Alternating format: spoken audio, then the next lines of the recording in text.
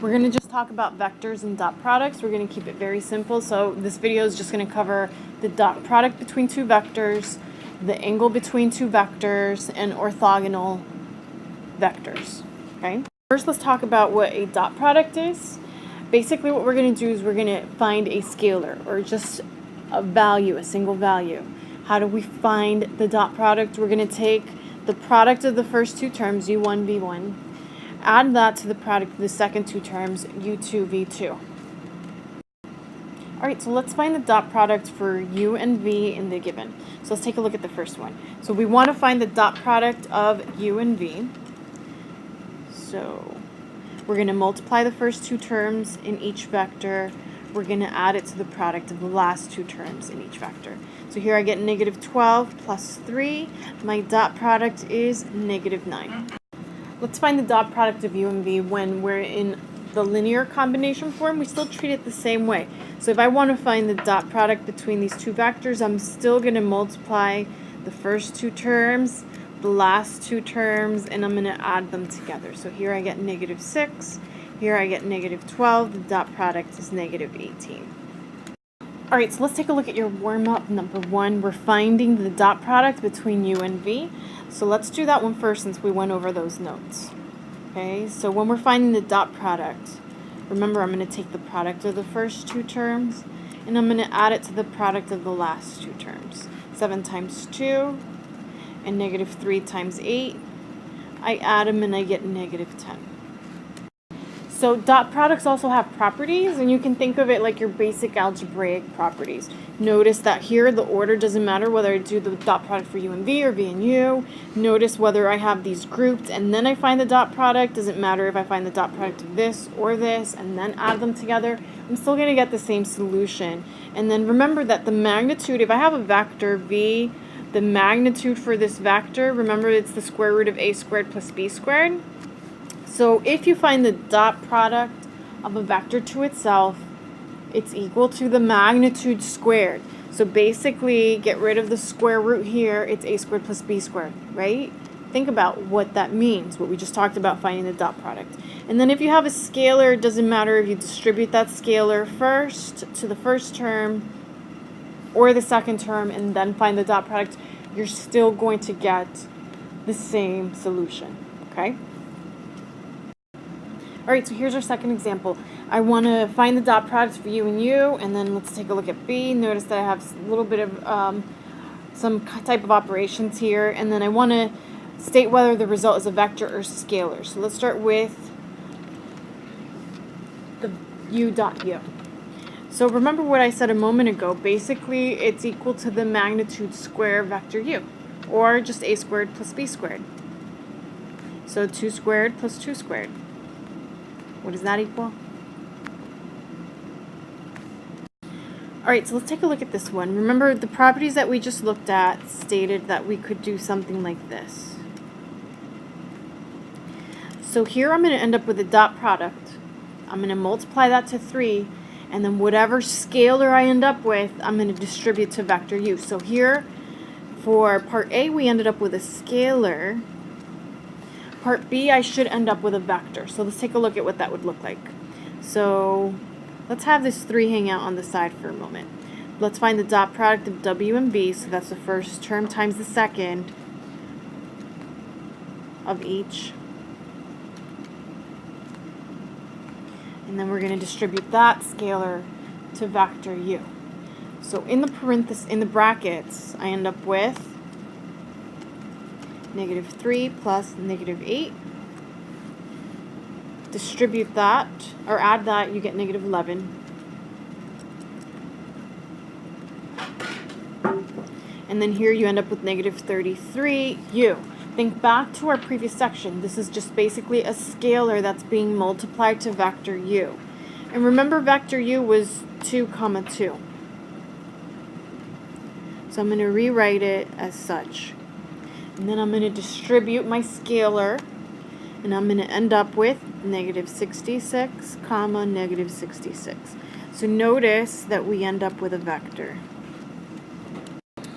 So when we're using the dot product to find the magnitude, think back to what I said a moment ago. If I'm finding the dot product vector to itself, it was equivalent to the magnitude of that vector squared. So if I give you the magnitude, if I want to find the square root of the dot product, I'm going to get the magnitude. So all I have to do is take the dot product, introduce the square root. So think back to what I said a moment ago, okay? All right, so for instance, let's take a look over here. I want, according to the instruction, says use the dot product to find the magnitude of u. So basically what I'm telling you to do is the following.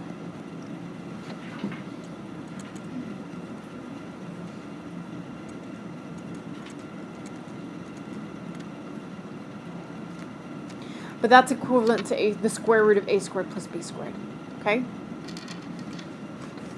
So here we end up with 9 plus 16. I get root 25. My answer is 5. Okay, so let's find the magnitude using the dot product. If it helps you, write 0j. So what I'm asking you to do is find the dot product u dot u to find the magnitude, right?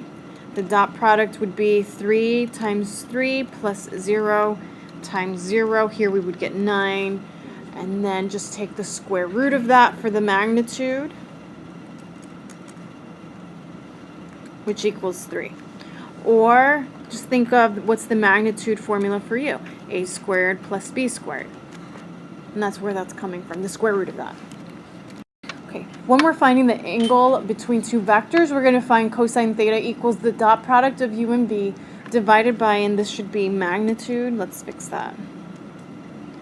The magnitude of u and v. So this should be magnitude. All right, example 4 says find the angle between the given vectors. So let's take a look at the first one. Remember, your formula is cosine theta equals the dot product divided by the magnitude of each vector in the denominator. So let's start substituting. So here I want to find the dot product in the numerator. So that's 1 times 0 plus 0 times negative 2. And then we're dividing by the magnitude of u is 1 squared plus 0 squared. And then for vector v, we have the square root a squared plus b squared. So here we get cosine theta. When I simplify the top, I get 0. Simplify the bottom, I get 2. Okay, so when you think back to the unit circle, you're going to get 90 degrees because that's where cosine equals 0, the point on the unit circle, right? All right, so let's take a look at our warm-up number 2. It says find the angle between u and v. Remember that formula was cosine theta equals the dot product over the magnitude of u times the magnitude of v. We already found the dot product in number 1, so let's go ahead and substitute that in negative 10. And now I want to find the magnitude of u.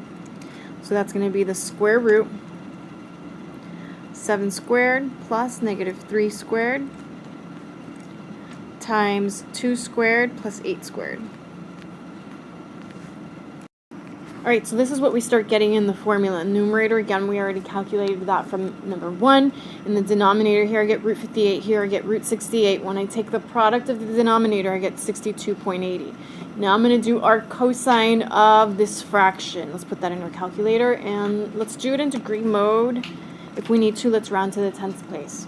Okay, and we get approximately, God bless you, 99.2 degrees. Okay. So now we're going to find the dot product given the angle. So now we're going backwards. So if I'm given the magnitude of two vectors and the angle between them, I can find its dot product. Alright, so let's find the dot product when we're given the angle between those two vectors.